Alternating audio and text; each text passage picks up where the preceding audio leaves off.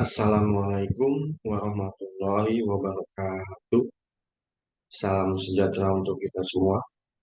Dalam kesempatan kali ini, saya ingin mempresentasikan materi demi memenuhi tugas UTS dari mata kuliah Manajemen Operasional, dosen pengampu Bapak Hendra Permadi, STMM.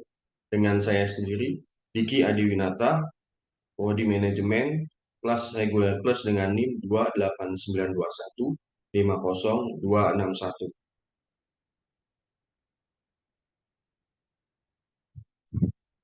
Manajemen operasional, operasi dan produktivitas. Apa yang dimaksud dengan manajemen operasional?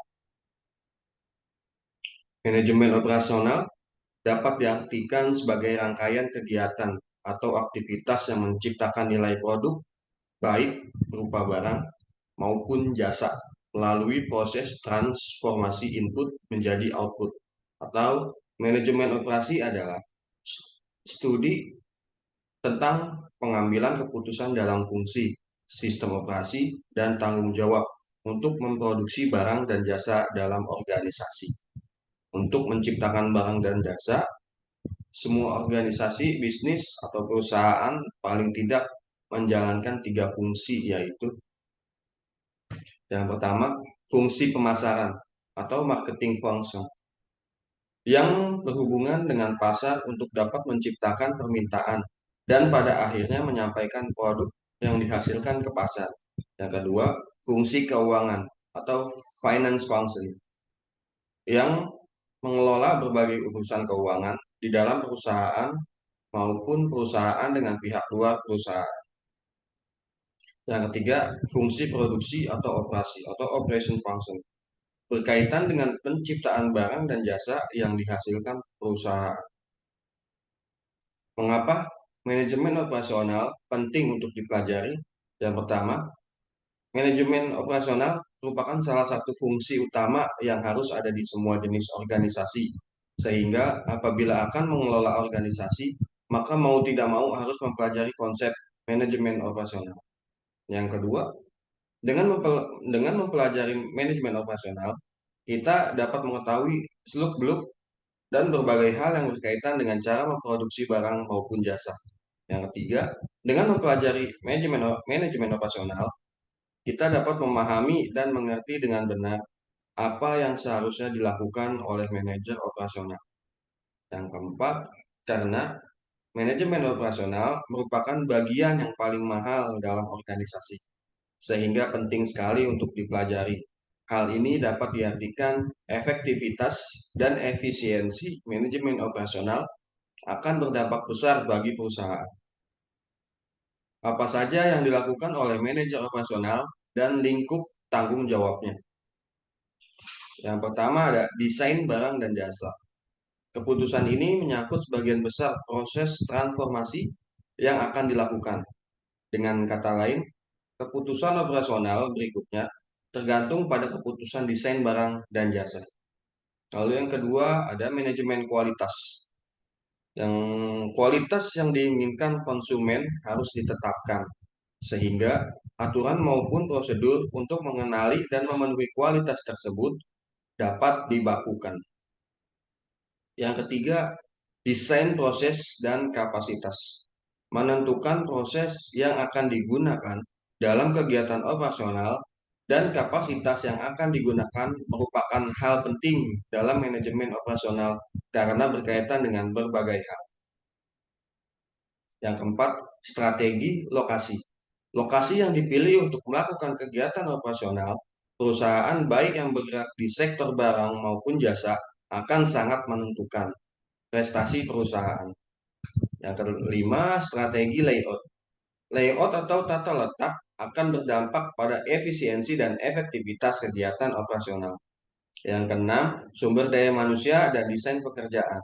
Karena tenaga kerja merupakan bagian integral dan paling penting dari seluruh input yang digunakan dalam perusahaan, maka keputusan yang berkaitan dengan hal ini adalah sesuatu yang paling penting.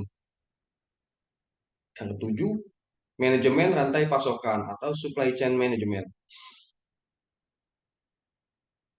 Keputusan ini menjelaskan akan pentingnya integrasi antara perusahaan dengan pihak supplier maupun distributor karena adanya interdependensi. Yang kedelapan, ada manajemen persediaan. Keputusan ini penting untuk dipahami karena persediaan yang tepat akan menentukan efisiensi dan efektivitas perusahaan. Yang kesembilan, ada penjadwalan. Keputusan tentang jadwal operasional merupakan hal kritis yang harus benar-benar dimengerti karena sangat menentukan sekali bagi perusahaan. Yang kesepuluh, pemeliharaan. Keputusan yang dibuat harus dengan sistem yang handal dan stabil. Lalu ada bidang kegiatan apa saja yang memerlukan keahlian manajemen operasional? Yang pertama, manajer pabrik atau plant manager.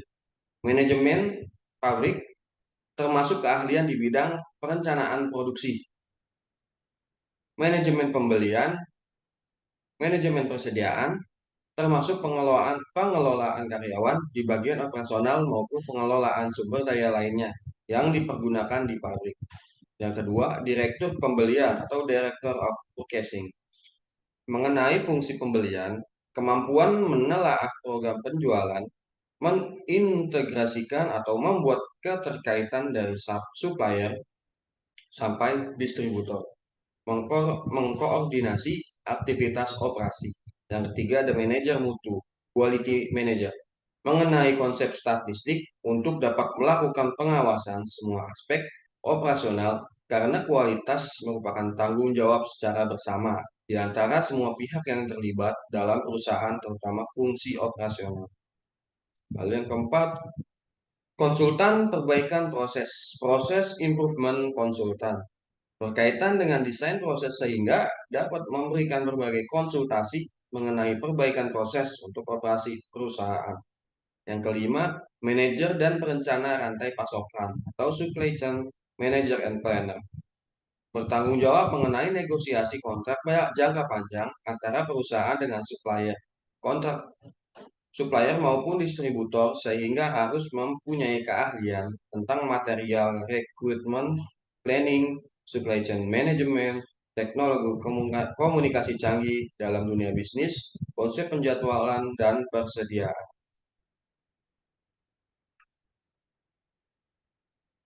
Sejarah lahirnya konsep manajemen operasional. Secara singkat, beberapa contoh sumbangan para pemikir yang antara lain adalah yang pertama ada Eli Whitney, adalah ahli manajemen yang mempopulerkan konsep standarisasi dan pengendalian mutu dengan menghasilkan produk yang dapat dibongkar pasang untuk jenis produk senjata yang dapat dijual dengan harga tinggi. Lalu ada Frederick W. Taylor. Beliau dianggap sebagai bapak ilmu manajemen yang memberikan kontribusi pada keyakinannya bahwa manajemen bisa menjadi lebih kuat dan agresif dengan cara memperbaiki metode kerja. Taylor dan mitra kerjanya, Henry L. Gantt, serta Frank dan Lillian Gilbert termasuk yang pertama kali mencari cara yang sistematis dan terbaik untuk memproduksi. Lalu ada Henry Ford dan Charles Sorensen, berhasil memadukan pengetahuan mereka akan komponen yang distandarisasi dengan lini produksi sehingga memberikan sumbangan penting tentang mail order. Contoh kegiatan manajemen operasional di sektor barang dan jasa. Yang pertama, produk barang, manufaktur, pertanian, perkebunan, perikanan, berbagai pabrik pembuatan produk barang, pertambangan, industri berat maupun ringan, konstruksi, otomotif, dan perumahan. Yang kedua, produk jasa. Jasa profesional, pendidikan, hukum, kesehatan, perdagangan, layanan masyarakat, transportasi, perbankan, asuransi, hiburan, administrasi, real estate, dan jasa perbaikan. Kecenderungan terbaru yang menarik dalam manajemen operasional, tabel tantangan dinamis dalam manajemen operasional. Dahulu fokus lokal atau nasional, penyebab biaya rendah, komunikasi global, transportasi lancar. Sekarang fokus global. Dahulu jumlah pengiriman besar, penyebabnya siklus produk singkat, perlunya modal untuk mengurangi persediaan. Sekarang pengiriman JIT, just in time. Dahulu pembelian dengan tawaran rendah, penyebab penekanan mutu butuh pemasok yang terlibat peningkatan produksi. Sekarang kemitraan rantai pasokan, perencanaan sumber daya perusahaan E-commerce. Dahulu, pengembangan produk lambat, penyebab siklus hidup produk lebih pendek, penggunaan teknologi komputer untuk komunikasi maupun operasional. Sekarang, pengembangan produk cepat, aliansi, desain kerjasama. Dahulu, produk yang standarisasi, penyebab pasar global yang berlimpah, proses produksi semakin fleksibel. Sekarang, customization, pasal dengan penekanan pada kualitas. Dahulu spesialisasi pekerjaan, penyebab kondisi sosial budaya, sekarang pemberdayaan sumber. Tantangan produksi, tabel perbedaan barang dan jasa. Pada karakteristik barang dapat dijual lagi, dapat disimpan, kualitas dapat diukur, penjualan terpisah dengan produksi, dapat dipindahkan, lokasi sangat mempengaruhi biaya, mudah diotomatisasi, pendapatan dari produk nyata. Sedangkan dengan karakteristik jasa, tidak bisa dijual lagi, tidak dapat disimpan, kualitas sulit diukur, penjualan sebagai bagian jasa, pemindahan pada tenaganya, lokasi penting untuk interaksi dengan konsumen, sulit diotomatisasi, pendapatan dan pelayanan. Apa yang dimaksudkan dengan produktivitas? Produktivitas dapat diartikan sebagai perbandingan antara output barang dan jasa yang dihasilkan dengan input sumber daya yang digunakan untuk menghasilkan output. Produktivitas sama dengan output dibagi input. Bila input yang digunakan untuk menghitung produktivitas, salah satu sumber daya saja disebut single factor productivity. Semua sumber daya yang digunakan disebut multiple factor productivity. Single factor productivity sama dengan output dibagi input. Multiple factor productivity, output dibagi labor, ditambah material cost, ditambah overhead cost. Contoh penghitungan produktivitas. Diketahui data-data sebagai berikut. Output yang dihasilkan sama dengan 600 unit per minggu. Jumlah pekerja 3 orang masing-masing bekerja selama 8 jam kerja per hari dan 5 hari per minggu. Maka produktivitas tenaga kerja sama dengan 600 dibagi 3 dikali 8 dikali 5 sama dengan 5 unit per jam. Jika upah pekerja sebesar 5.000 per jam, material yang diperlukan seharga 500.000, biaya overhead sebesar 900.000, output tersebut dapat dijual dengan harga 10.000 per unit. Multifaktor produktivitas sama dengan 600 dikali 10.000 dibagi 3 dikali 8 dikali 5 dikali 5.000 ditambah 500.000 ditambah 900.000 sama dengan 3. Jika output yang dihasilkan meningkat sebesar 50% dengan kenaikan semua biaya dan harga masing-masing sebesar 25%, maka kondisi yang baru menjadi produktivitas tenaga kerja sama dengan 600 dikali 1,5 dibagi 3 dikali 8 dikali 5 sama dengan 7,5 unit per jam. Berarti ada peningkatan produktivitas tenaga kerja sebesar 50% dari sebelumnya. Multifaktor produktivitas sama dengan 600 dikali 1,5 dikali 1,25 dikali 10.000 dibagi 600.000 ditambah 500.000 ditambah 900.000 dikali 1,25 4,5. Berarti ada peningkatan multifaktor produktivitas sebesar 50% dari 3 menjadi 4,5. Operasi sebagai suatu sistem produktif.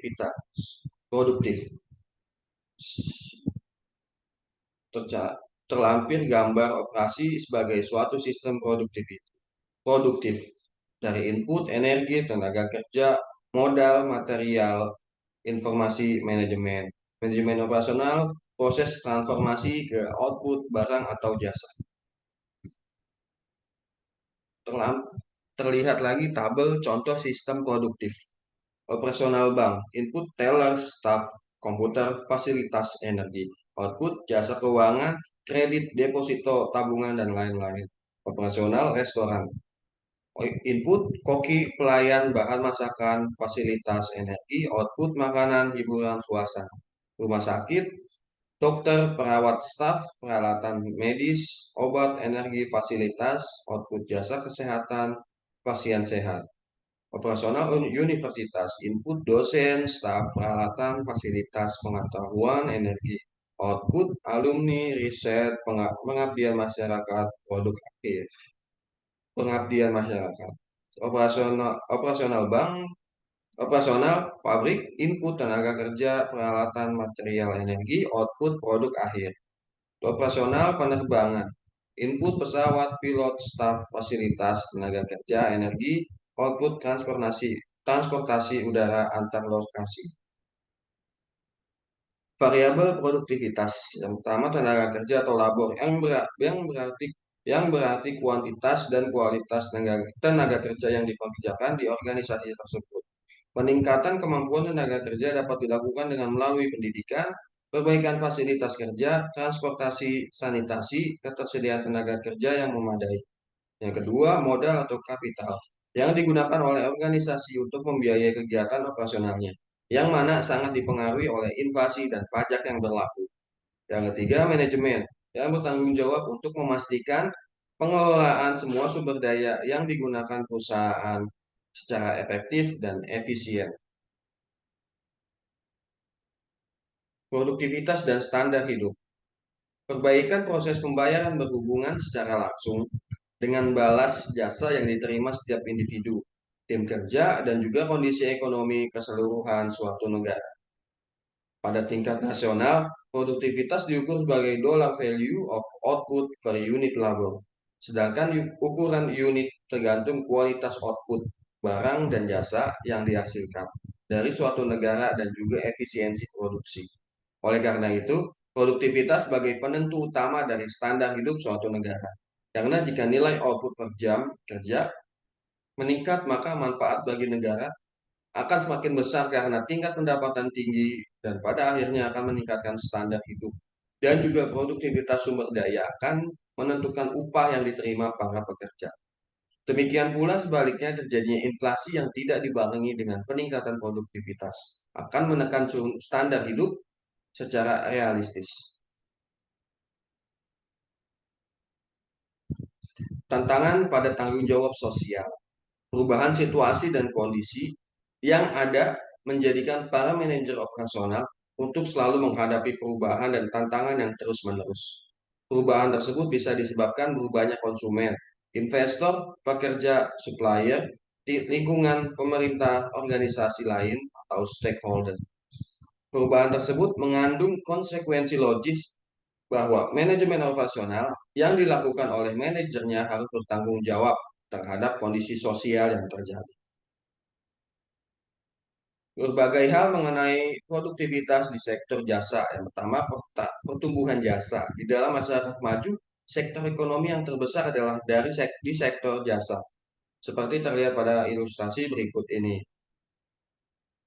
Amerika Serikat, jasa sebagai persen GDP. Bisa kita lihat di Amerika Serikat, Kanada, Prancis, Italia, Inggris, Jepang, Jerman Barat. Dari tabel di atas hingga tahun 2000, di beberapa negara maju terlihat bahwa pertumbuhan jasa cukup pesat, hampir lebih dari 60% GNP disumbang oleh sektor jasa.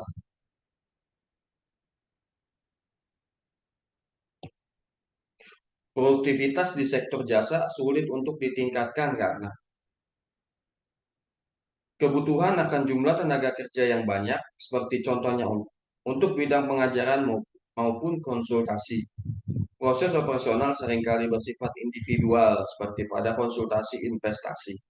Kebanyakan jasa harus dikerjakan oleh para profesional yang memiliki keahlian tertentu, misalnya di dunia kesehatan, dilakukan oleh para dokter atau tenaga kesehatan. Hanya sebagian yang dapat diotomatisasi, banyak yang tidak bisa, misalkan jasa salon. Kualitas jasa sulit dievaluasi, contohnya kinerja di kantor pengacara. Upaya-upaya yang dapat dilakukan. Semakin spesifik jasa yang diberikan akan semakin sulit mencapai peningkatan produktivitas. Akan tetapi, kesulitan peningkatan produktivitas dibarengi dengan berbagai upaya perbaikan yang telah dilakukan diantaranya dengan penggunaan fasilitas yang lebih memadai atau canggih, juga keahlian personil yang lebih terampil maupun cara pengelolaan yang lebih profesional. Contohnya, di supermarket telah disediakan mesin untuk mengecek harga. Di bank disediakan fasilitas ATM, phone banking, internet banking, mobile banking. Di rumah sakit, peralatan kesehatan banyak yang komputerisasi, kegiatan administrasi lazim menggunakan komputer. Di restoran menyediakan drive-thru untuk layanan cepat, operasional selama 24 jam di berbagai bidang jasa dan sebagainya. Sekian presentasi dari saya. Kurang lebihnya mohon maaf. Terima kasih dan wassalamualaikum warahmatullahi wabarakatuh.